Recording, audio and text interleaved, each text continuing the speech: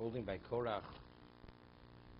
Vayikach Korach ben Yitzhak ben Kos ben Levi. Korach, the son of Yitzhar, the son of Kos, the son of Levi.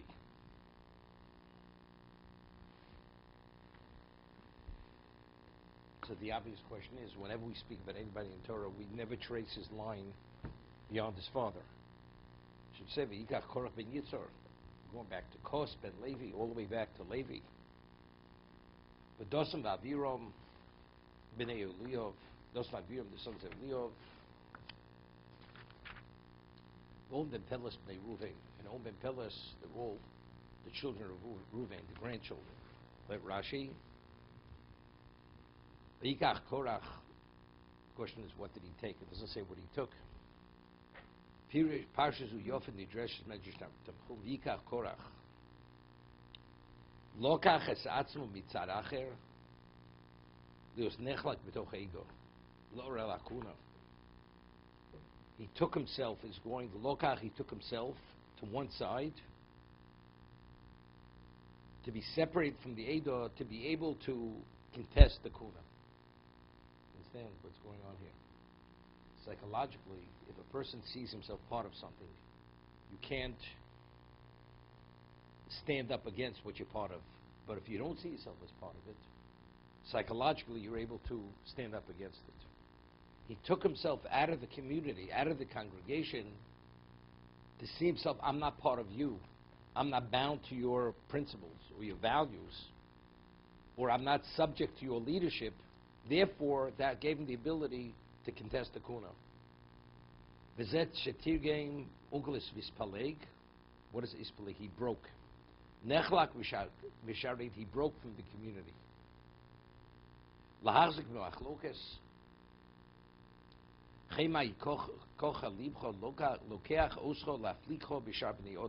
Meaning like this. You know, there's an expression, you know, when you're on somebody else's turf, it's difficult to oppose his position. But if you're on your own turf, so you have your values, I have my values. But if I see myself, I'm within your, under your directorship, and I'm one of your people, then it's difficult.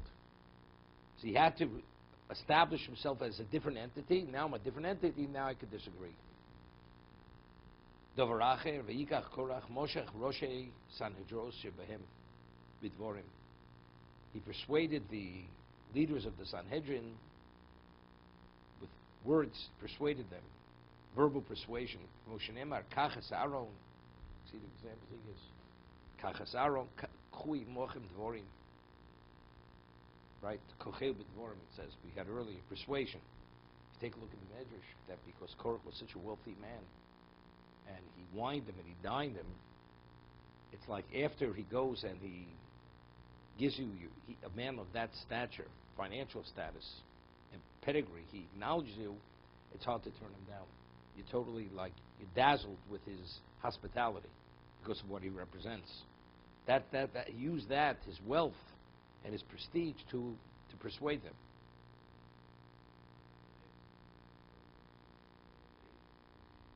What?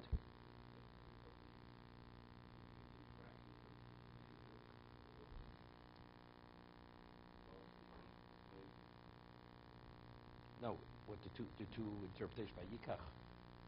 What?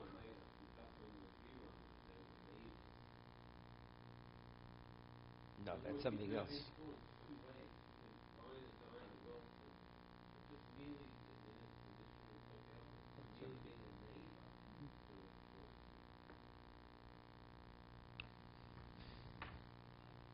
Okay, we'll see. Ben Yitzhak ben Kos ben Levi, Lo Hiske ben Yaakov. I mean, it's interesting. Rashi himself doesn't address the issue that why are we going back to Levi? We should stop after Yitzhak, right? Yikach Korach ben Yitzhak, ended there. I mean, Rashi's it's a medrash. If we're going that far back, why don't we go all the way back? That's a Rashi. But the question is, why do we even go beyond Ben Yitzhar? Understand?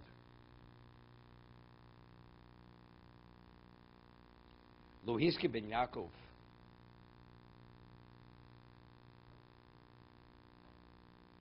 The answer is very simple. We have to go back to Kos. Because what was the basis for his complaint? No. He was next in line. That's it. So we have to go back to Kos. Kos had a number of sons, right? So based on that, Elitzop ben Uziel was the youngest son of Kos. And yet, Elitzophen was chosen over Korach. So we have to go back to Kos, we have to go back. Once you go back to Kos, you go back to Levi. Right? Because he says, we'll see them, Ben Yitzhak ben Kos ben Levi, Lu Hiske ben Yaakov, Shvik Shrachim Natzim, Shul Yizocher, Shema Machlokusam. Shenema Bekolam Al Techat Kvodi, Bechem Niskar Shmo Al Korach. Where do we find that Yaakov is over Korach? V'syachsum Al Duchem Divrei Yomim, Shenema ben Ev Yosef ben Korach, Ben Yitzhak ben Kos ben Levi ben Yisrael. Okay?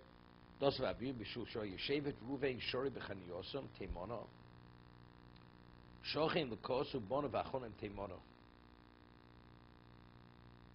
the shtat from Korach b'machlokuso. Now,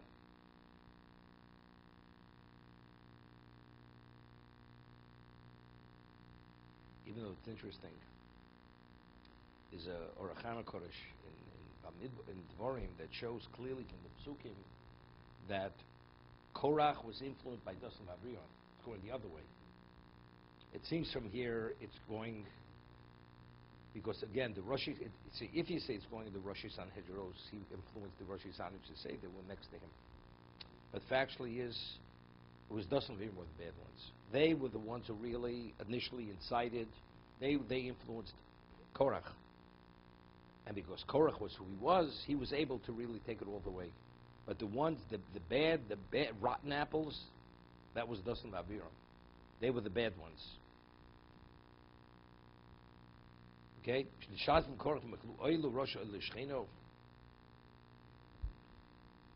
Maro Korach lachlok Moshe niskani al nesiyoso shel Yitzhak ben Uziel shemineu Moshe nosi al bnei Kos al pi adibur. Yitzhak was appointed to be nosi on the bnei Kos, but it was al pi dibur, it was by divine instruction. Omar Korach achei abo arba hoyu. He says, my father there were 4 brothers. Shenem of bnei Kos, Amram habachor. So Amram was the firstborn. Notlu shnei bon of Gedulah. Right? So both of them received the most prestigious appointmentship. Echad Melech, Echad Kohen Gadol, Mi Roy Lito Lesashniyo. So who's next in line to receive an appointmentship? Lo ani, Shni Ben Yitzhak Shusheni Lamram. He's the one just under Amram. Vumino Nosi is Ben Ochav HaKoden Kul. He chose Elitzoph, who's the youngest, the son of the youngest of the 4 brothers. Harin Cholik Olav Mvatles Dvorov. I'm going to argue with him, and I'm going to annul what he tried to accomplish. Now, it's interesting. Korach, in terms of who he was a Balgaiva. He felt he was even more qualified than Aaron to be the Kohen Gadol, or even to be the Melech. To be the leadership, he had greater leadership qualities than Moshe. He should have been the Melech. Except the laws of inheritance. Since Kos had children, and Amram is the Bechor, so his children get. So why is it based on qualification? No. I'm more qualified. But based on inheritance, so if we go with inheritance, who should get the third appointment? Me. You want to say it's not inheritance, then I should be the leader. Or I should be the Kohen Gadol. Either way. If it's inheritance, I should be number 3. And if it's not inheritance, I should be number 1. Or minimally number 2. Ma'oso. Omad Vikinis Reishnun Rashi Sanhedros, Rubon Mishevet Ruven Shchenov. The majority were from the Shevet of Ruven, who were his neighbors. Ve'emel Yitzur ben Shteior, v'chaveru chayotzim shenem nisi eido, kurimod l'halun ome elo krui eido, bilbisha and talisos shekum tchelos. He gave him garments that they were all dyed tchelos. The material was dyed tchelos. Bovam nufnei Moshe omru talis shekul tchelos. Chayeves betzitzis optura. Omalem chayeves. His chidlu sachilov, they started to mock him. Efshe talshe min echod, shel min ache, chut echod shel tcheles petro. You have a talus which is not dyed tcheles, and you have one string dyed tcheles. It absolves it from tcheles. Sushet chulet tcheles. Here with actual gomer des tchelis, lotiftes atzmo, it shouldn't absolve it that even though the strings are not tchelis, you shouldn't need tchelis on the strings. So they started to mock him.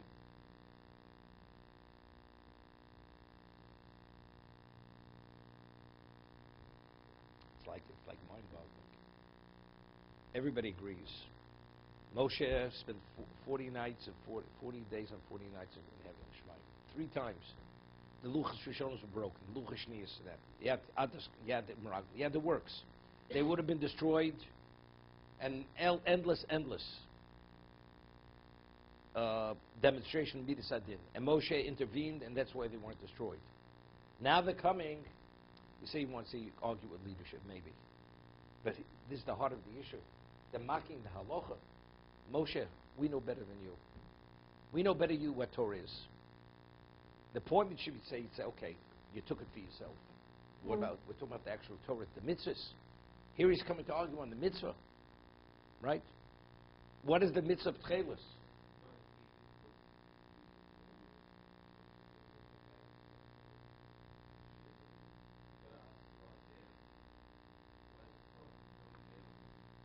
Let's push it forward now. Because the Jews themselves, they were condemned to die for over this 40-year period.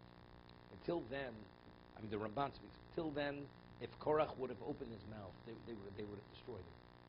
I mean Moshe did everything for them, and here they're going full force in Eretz Yisrael. You mean you're coming to criticize Moshe, our leader? But now Moshe, factually, they're to a degree, Moshe couldn't come through for them by the Meraglim. He came through for them always. Meraglim, he didn't come through for them. That is, where are we? No, maybe Korach is a better choice. They saw Moshe, he failed them. So if Moshe failed them, maybe Korach will be a better leader. So now he felt this was the place where he's able to now put himself forth. He was already seething before, except he understood, but what's the point? He couldn't do anything about it. But now this was his chance. See you tomorrow.